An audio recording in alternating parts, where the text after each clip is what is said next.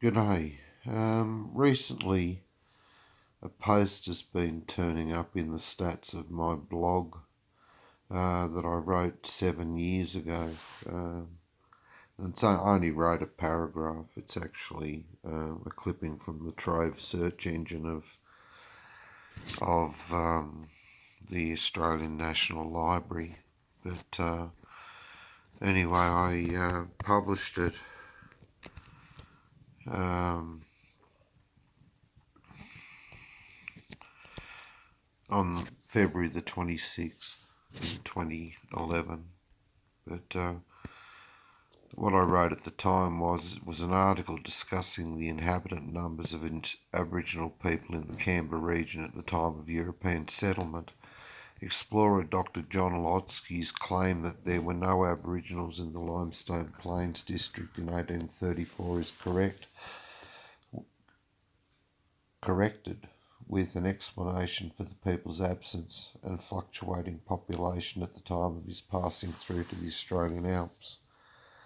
Now, I do warn everybody, it's an article from the Canberra Times from the 17th of June 1927, and 1927 seems to have been quite a openly, blatantly racist white Australia at the time. But I will stop and start through this because I do have a little bit of background information to certain things from other research. But it's titled Canberra Blacks, the Lost Tribe. We don't call Aboriginal and Indigenous people blacks really today. It's not really seen to be the right thing. But it's a letter from a fellow who has early associations to the early settlers, which, the area was first discovered about 1820, as after they crossed over the Blue Mountains and into, the Goulburn sort of area. But it's to the editor of the Canberra Times. Sir, I feel it my duty to make some explanation in reference to statements reported to have been made by my brother, the late Mr. D. Wright, and Mr. Blewett of Queanbeyan, to the effect that the Canberra tribes of blacks numbered about 500 at a time when other authorities reported them to be extinct or next thing to it. And there's a lot of articles out there on Trove between Mr. Blewett, who was a sort of like a local historian at the time, who lived in Brindabella, so in the Brindabella Valley. So he spent a lot of time in Queanbeyan.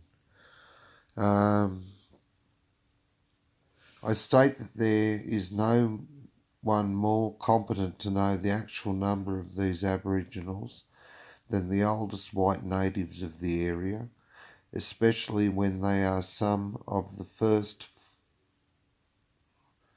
these words are quite hard to discern a little bit, of three of the first homesteads,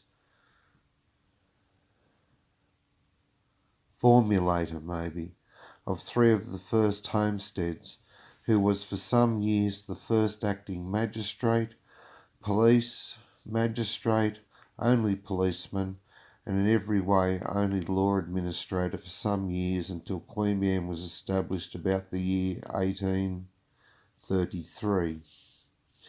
In this capacity, one of his duties was a custom of those times to distribute a government blanket to every individual black on each Queen's birthday, May the 24th.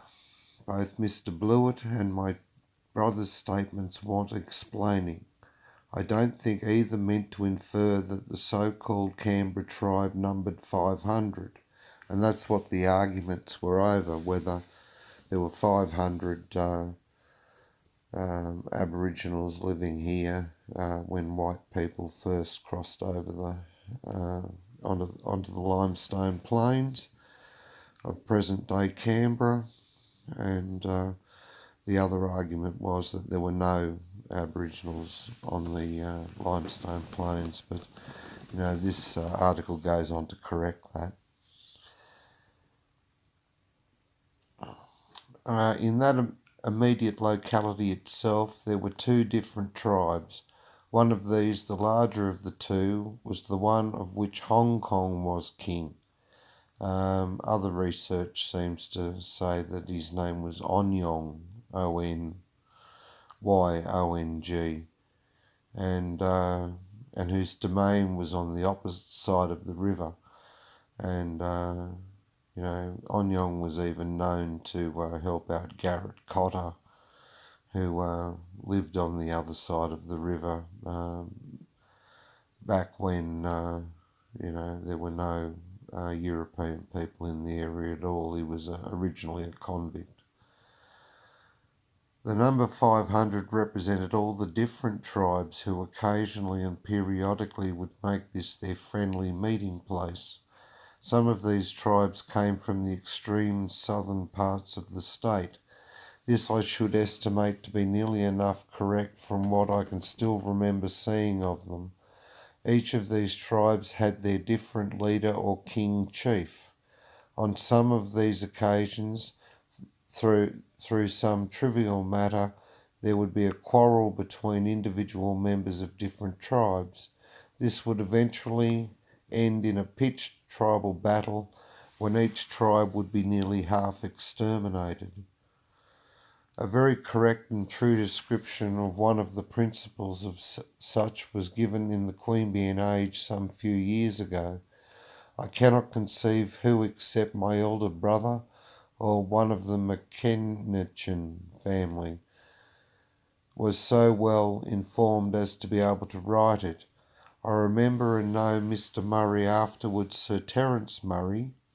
He had no object for or interest in finding out the actual number of the blacks, and therefore had no idea of what there were over the river and on the Monero. His estimate is about correct of what there were then of the actual Canberra tribe. With regard to Dr. Lahotsky's statement that in 1834 he could find no traces of Aboriginals during his stay on limestone, that is quite possibly correct, as sometimes for 7 or 8 months in the year there would be no trace of them there. They were a wandering race, never staying for more than a week or so in one place, and left very little sign of them ever being there, except in the bush steps cut into the trees where they had climbed for opossums or possums. If he had really wished to trace them, it would have depended on the time of the year where to find them. If at the middle of the end of summer, up in the Bogong Mountains or other parts of Monero. If in the winter, away in the warm valleys in between the mountains. They had no particular location, and they never stayed long at Canberra, through the limited supply of game there. And so far as actually ascertaining their numbers, this was practically impossible, as there were tribes in numbers a white man never saw, except at a distance, but these eventually the so-called civilized tribes exterminated. Now that's an interesting... they used to understate these sort of things. So that is sort of like a very open comment, really. You can read a lot into that. My own great-great-grandfather, who started off in Bungonia in 1820 near Marulan, when he was taking up land on the Victorian border. In his memoirs from 1905, which are in the National Library, he writes at one stage in his memoirs that he was harvesting a first wheat crop when he was attacked by a group of Aboriginals, and after some sort of hearty tale that went along with it, the final comments were, "We soon dispatched our sable foe." and they were using firearms. So the inference was they'd shot these Aboriginals. But yeah, that's just a little bit from my back family history. So they can't tell me that there wasn't a frontier war. That's just ridiculous. I knew Dr. Lahotsky not in 1834, but in his latter days when I was attending the first public school in the state. He then lived close by my parents' residence and frequently called to see them. With regard to the much discussed useless controversy about the name Canberra, how it should be spelled or pronounced, whether Aboriginal or not, what it signifies, and so forth, all this is superfluous. So I can never say that. To the name Canberra, we the first natives name Canberra. We the first natives give the meaning and significance that it implies the general meeting place, first of the Aboriginal races, and now the general meeting place of the white races. Yours, etc., A.H. Wright. Well, Mr. Wright, it's interesting information from early settlers, but yeah, that article says a lot more than just the population of the Aboriginal race in on present day Canberra land. Yeah, it's just food for thought. Cheers.